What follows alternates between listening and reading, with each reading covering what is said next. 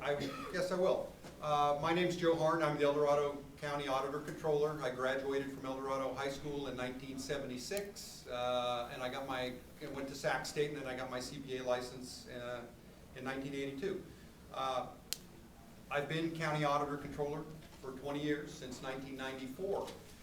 When I started at the county was not in very good financial shape. Actually, the year ended June 30, 1994. We ended with a negative cash balance in the general fund. We had $20 million in debt outstanding, and actually we had to borrow money from banks for cash flow to get through the year. This last fiscal year, we ended June 30, 2013 with $54 million cash in the general fund, and we have no debt. So there's been a dramatic financial turnaround at the County of El Dorado in the last 20 years. I certainly don't deserve all the credit for that. The voters actually deserve a lot of credit for it, because the county, even though I don't think you have perfect representation on the Board of Supervisors by any stretch of the imagination, but the county kind of reflects its citizens, and its citizens are generally fiscally conservative and don't want to borrow a lot of money. And they want the county to set aside some money for a rainy day. And lately, we've been doing a pretty good job of that at the county. The thing I really bring to the office is the county auditor-controller is really the county's fiscal watchdog. And occasionally, I need to run into the Board of Supervisors chambers and say, don't spend money on that. I have 20 seconds left. The one trait the county auditor needs to have is the willingness to challenge just about any spending at the county, and I've been willing to do that for the last 20 years. Thank you. And candidate Mike Owen. Hello, I'm Mike Owen, and I went to El Dorado High School, graduated in 1980, and I was told recently I still have the sports record there, and it's for the most strikeouts. The good news, I was a pitcher, okay? You guys are laughing with me now. So the deal is, not many people really know what the Auditor-Controller does. It's the chief financial officer of the county. You're responsible for writing the checks. You're responsible for making sure the budget's adhered to. You're the voice of reason when people want to spend money. The county is all about constituents who want to spend money. It's all about programs. And the key is you can't run out of money. So you have to be a CPA to run for this office. CPAs typically don't have much of a personality at all, but some of us can talk in public and roll up our sleeves and do work. I'll even show you. Okay. So here's really what needs to happen within our county. We need a coaching and mentoring environment. We don't have one. You might have heard about the culture of fear at the county. If not, look at some of the meetings that happened in the last couple of weeks. There's a major culture of fear at the county. This kind of stuff starts at the top, and it's not okay. I'm a small businessman in Camino. I have 20 employees. I have 3 senior managers who are women. Everybody at my company is empowered. And guess what? I don't tell them what to do. They're good at what they do. We have the goals of the organization. We can get it done. So the other thing that's going on in the county, who here is less than 30 years old? County financial system's older than you are. It's on DOS. Remember Bill Gates? That's what I'm talking about. Now we've spent about 18, 24 months trying to think about what we wanted to do to make some of the changes. Some of the departments didn't participate. Some of the departments I'm running for didn't participate in setting this up. And I'm hearing that directly from the senior managers of the county, guys. That's not okay. $5.6 million. We're about 18 months into it. We want to get it up and running next year. No one's ever used a different system. And any change that you do has to come from within. Okay, how about we give them 90 seconds, since there's only 2 of them, okay? And then when you have to stop, just keep holding it up till they stop.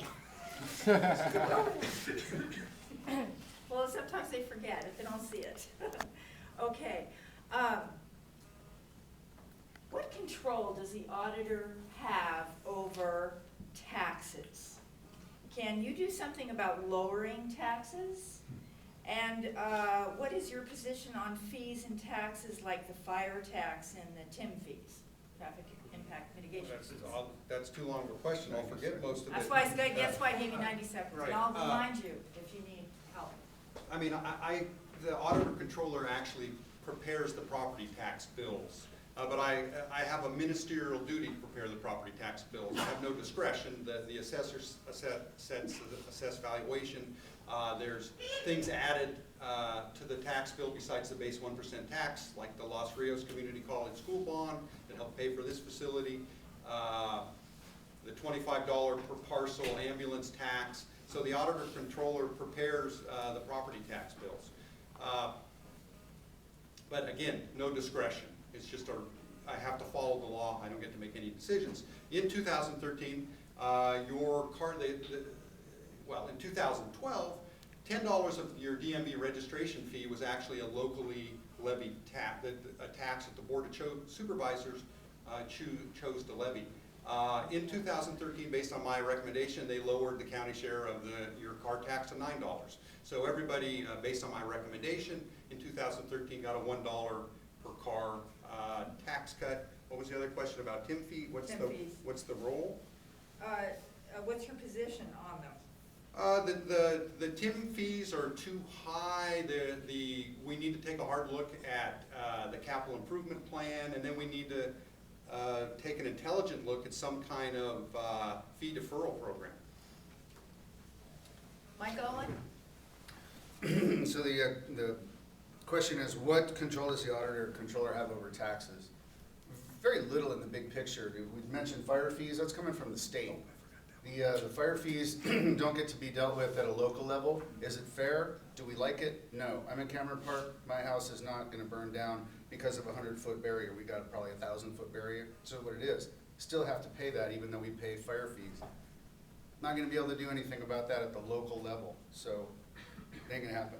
TIM fees is another thing. Now TIM fees are as a result of this, traffic impact mitigation. What we've done for a really long time in this county is kick the can down the road and expected somebody else to pay for it. Who here is under 30? You're gonna pay for it.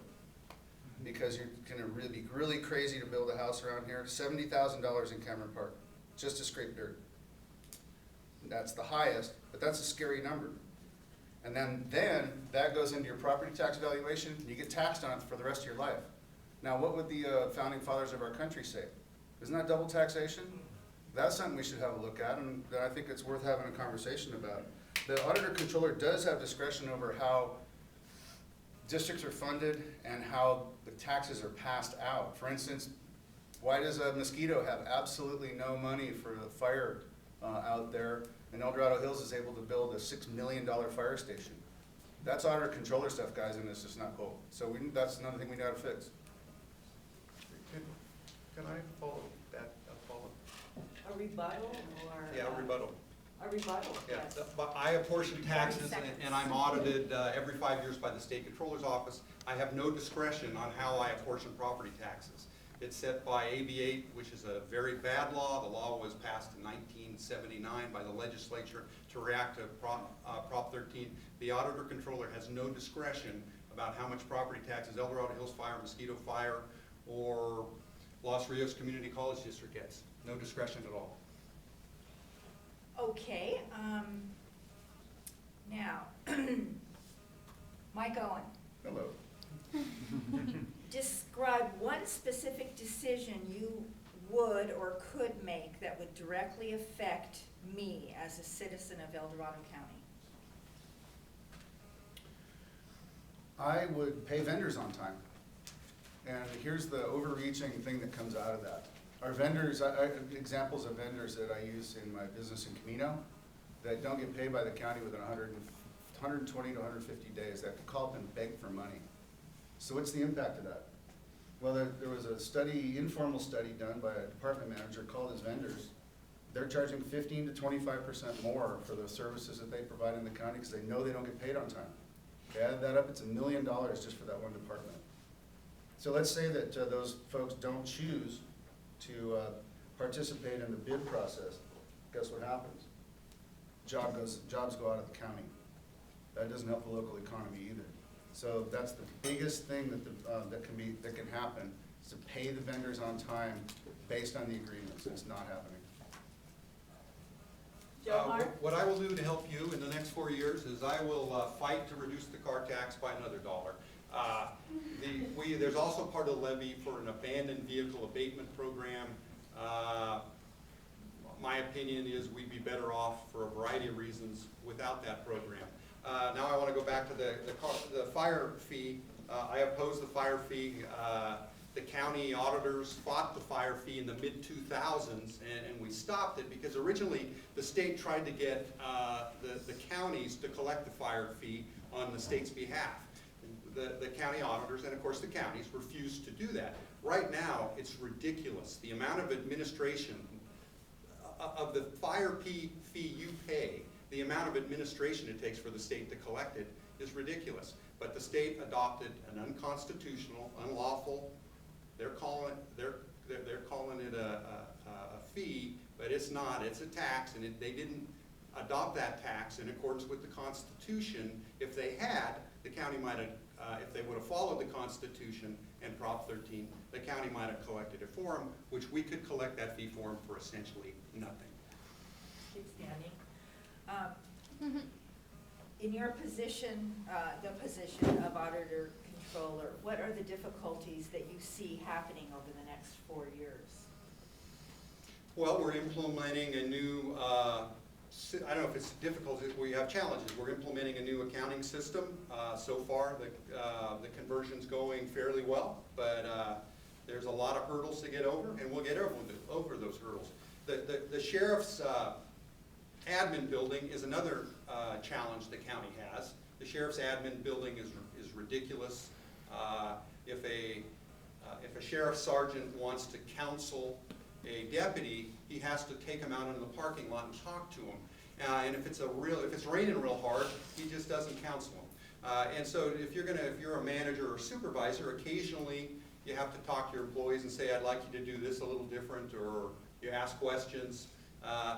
The current sheriff's admin building is unacceptable, and the county's going to have to provide Sheriff DeAugustini with a much better facility for his people. Mike Owen? And that's going to cost big money. So the difficulties over the next 4 years, system conversion is one. Any system conversion change, excuse me, that you do, have to think about new business practices, and our county doesn't have a great track record of doing new business practices and putting it into a system. We got an animal control shelter to build. We've had how many starts and stops on that have spent how many different dollars, and how many different special interests were involved in that.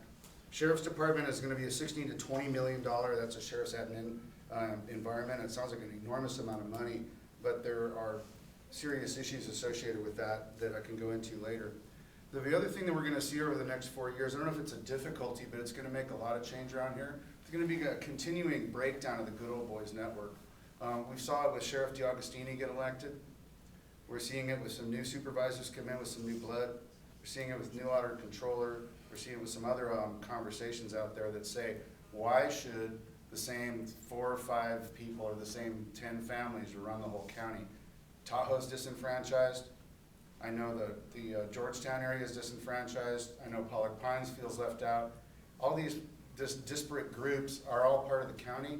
They're not being heard, and it can't be run just for a few people. It needs to be run for the entire citizenry. You can keep standing. Okay. Do you belong to any service clubs or local boards? Yeah. Serve on a local board? So at the moment I do not. I've been a member of LATIP, which is a networking group in Cameron Park, and I was a member of LATIP for about 6 years. Actually, I was a passport chairman for the El Dorado Winery Association, and before that I served as treasurer of that group.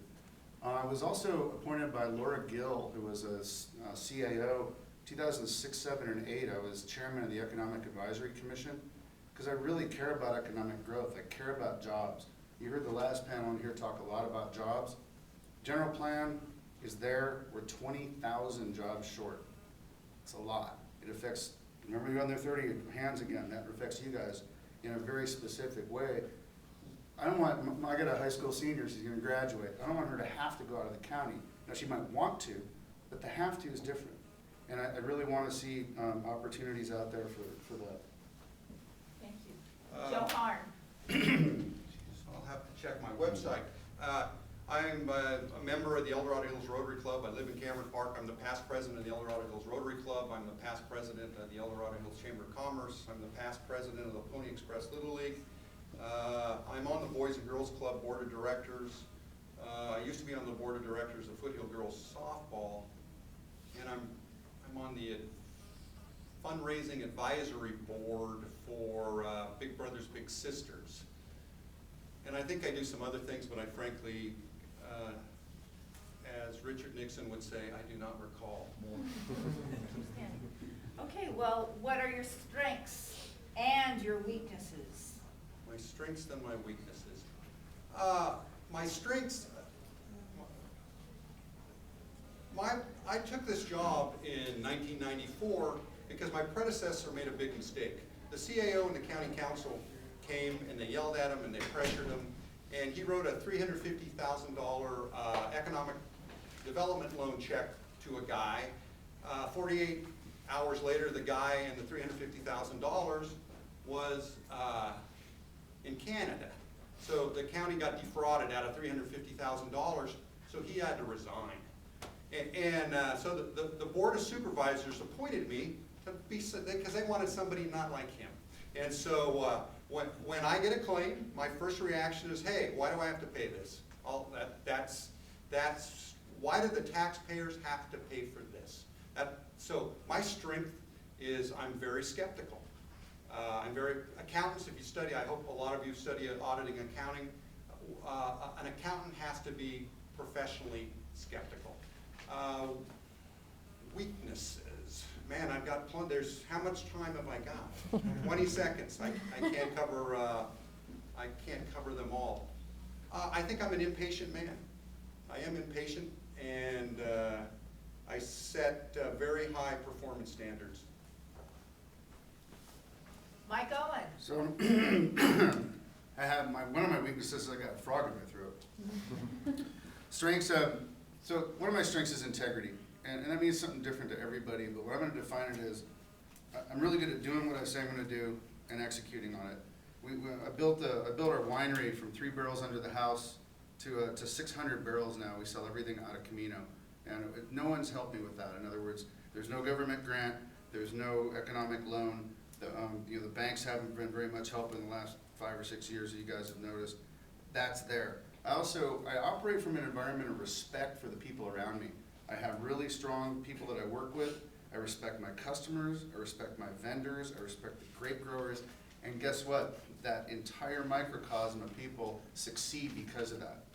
I'm also a numbers guy. I can do stuff like this. Joe talked about the $54 million thing.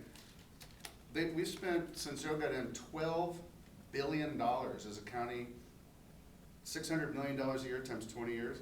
That's $100 bills. Here's what we got left over is a nickel. I'm a numbers guy. The weaknesses, maybe I listen too much and don't act enough. The other thing is I tend to underreact to things. I wait for things to develop instead of leap into the conclusion. And instead of making an instant decision on this, I'll wait for things to play out. Sometimes that can be weakness. Thank you guys for covering the weaknesses. Sometimes that gets left out.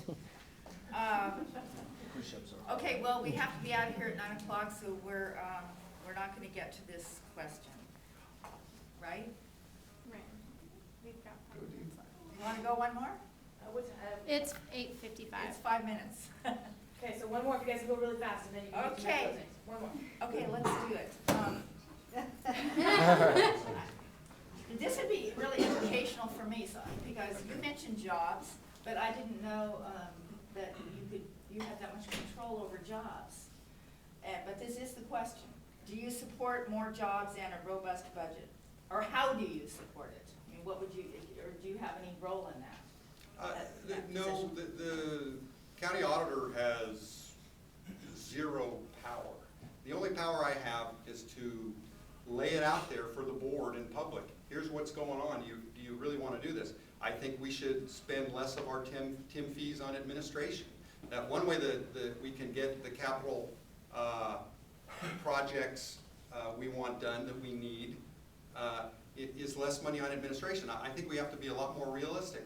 I actually fought some huge engineering contracts I don't know, 2006, 2007. The DOT director at the time kept, he would be signing these $6 million, he wanted to sign a bunch of $6 million design contracts with engineering firms for the Ponderosa interchange, the Cambridge interchange, the Cameron Park interchange. He wanted to spend all this money on stuff that was not going to come to fruition in the next 20 years unless we were going to issue 4,000 building permits a year, and I'm not for that.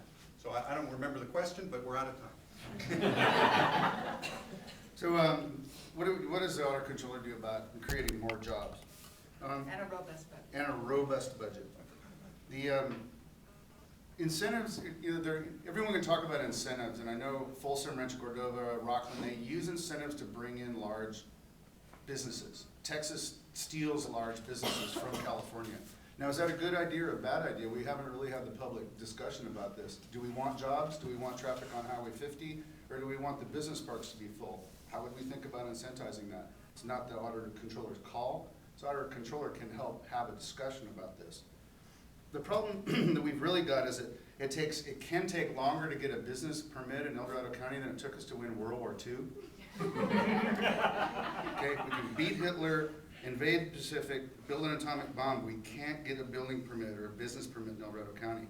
There's something broken here, guys. This is a tone at the top issue. And I'm gonna tell you this, if you're an entrepreneur and you could go to West Sac, you could go to Rockland, you could go to Rancho or Folsom, would you come to El Dorado County if you know you can't get a business permit, if you know that you're gonna have problems with your business once you get it up and running?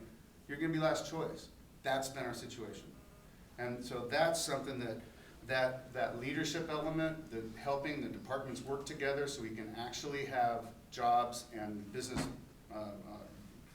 permits come through can really make a difference in jobs. Okay, this is the time when you get to cover anything that you didn't feel got covered. It's closing remarks. Joe Harn. Okay, El Dorado County is the best financial position of just about any county, and I think we're the best financial condition, that's somewhat subjective, of any county in El Dorado County, in the state of California. We're doing great financially. I can't take all the credit for that, but I try to do my part. The auditor's office has fewer budgeted positions today than we had when I started in 1994, even though the county's grown and the reporting requirements that the state keeps laying on the county has grown. Fewer employees today, and I have two vacancies right now, fewer employees today than when we had when I took the job in 1994. I try to lead by example. My department's given about $1 million back in the last 2 fiscal years of money I could have spent to run my department, but instead I left positions unfilled and things like that to save money, to give it back to the Board of Supervisors so they can spend it on public safety and potentially the sheriff's new admin building. I haven't been reimbursed for travel expense in at least 5 years because I'm trying to lead by example to be frugal, because I want the board to be frugal and I want us to put aside some money, as we have, for a rainy day, and put aside some money for that sheriff's admin building, etc. Thank you very much. So I'm here because I love this county and I love this country. We haven't had a good discourse about this particular role in 20 years. By what I mean by that is no one has ever run against the incumbent in 20 years. So if you're only accountable to the voters and the voters can't vote, you're not accountable. And I really believe strongly, and I know the county believes strongly in accountability. I went to school in Oregon, I went to school in Arizona. I lived in Southern Cal, I lived in Silicon Valley. I lived and worked in a ran American company in France for a couple of years. I audited Apple Computer, I audited Cisco Systems and some NASA projects. I've done extensively complicated system conversions. I'm here because I want to create a really importantly and over-needed conversation about democracy and your ability to choose your leaders within El Dorado County. I'm Mike Owen, and I respectfully request your vote on June 3rd. Thank you.